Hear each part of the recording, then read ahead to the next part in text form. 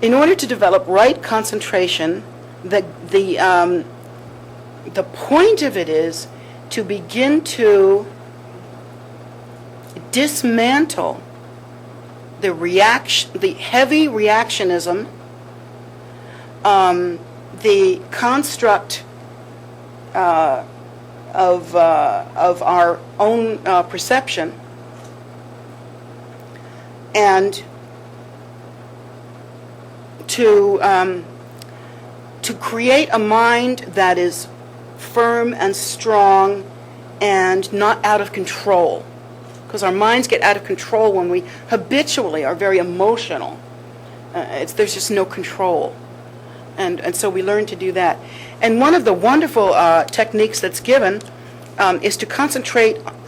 It's called single-pointed concentration, or one-pointed concentration. And one of the first techniques that you learn in Buddhism, for instance, is to take, say, an image of the Buddha, and to concentrate on that, and let everything else go. Let your perception go completely. And you sit there really in meditation, and you just watch the image, and you're filled with the image, and you take note of the image, and you look at the finest parts of the image.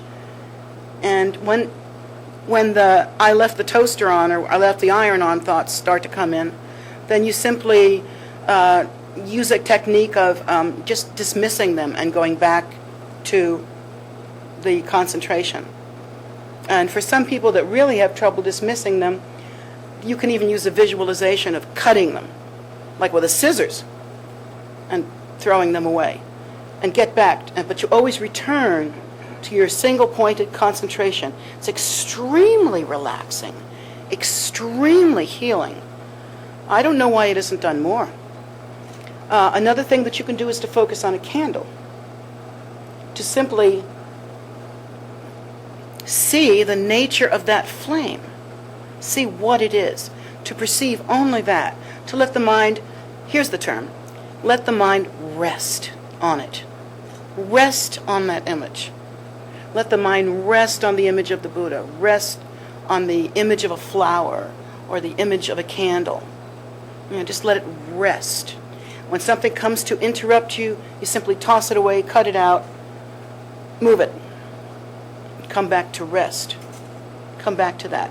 You can also watch your breath. And one way to do that is to just take very uniform, relaxing breaths, like say 4 beats in, hold 1, 4 beats out, like that. Just a real relaxed kind of breathing, and just let your mind rest on the rhythm and the feel of your own breath. And it's restful. For a person whose mind is too active and too angry, it's very restful, very peaceful to do that. Just lovely. It's completely different from watching TV, which actually gets your mind a little stirred up. I know when I watch the news, I get stirred up. I'll tell you that. I start talking back to the TV. Hey! So yeah, I get real stirred up. Then I go look at my candle. But it's that single-pointed concentration, and it's right concentration. It means wholesome. It's wholesome concentration. Your mind is not filled with scattered BS. It's not fighting battles that you had yesterday, which we do. We review all the stuff that happened to us. We ruminate on it. We fight battles we had last week. 2 weeks later, we thought it was the smart comeback. In the middle of our meditation, that is. So you fight that by using single-pointed concentration. And even if you do that, just laugh at yourself and come back. Always drop it, come back. Drop it, come back. So pretty soon you'll be able to do it for longer and longer and longer.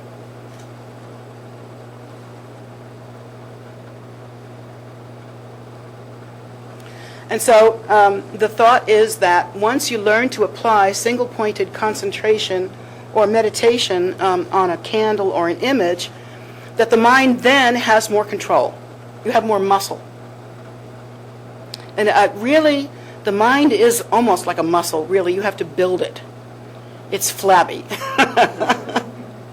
So you have to, in the same way that you work out to keep your body strong, or walk to keep your muscles in good shape, whatever you do, it's the same with your mind. Your mind has to be kept. It isn't just there, and you just deal with it however it is, because in that case, your mind tends to act like a monkey. It's all over you.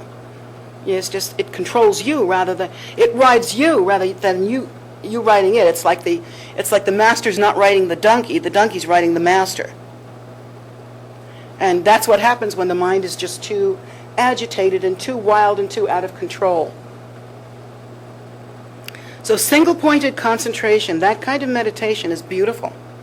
Lord Buddha said watching even whatever practice he learned, whatever he learned in his whole life, and he went from asceticism, and self-punishment and that kind of thing, the whole gamut that was possible at that time, all the way to, as a young prince, he was a noble being, but still he was a prince. He had great food, and he had a beautiful wife, and his whole life ran the gamut of the very best, most sensual life, almost hedonistic, to asceticism. And he said from his whole life what he really loved, his favorite practice, was just the gentle watching of his breath. And so I just leave you with that, thinking that you might want to try it yourself. It's a beautiful practice, a healing practice. If you're sick, for instance, or depressed, or manic, or, you may not be able to do it without some sort of treatment or medication, but it behooves us to try. To calm the mind, to center the mind, to develop single-pointed concentration.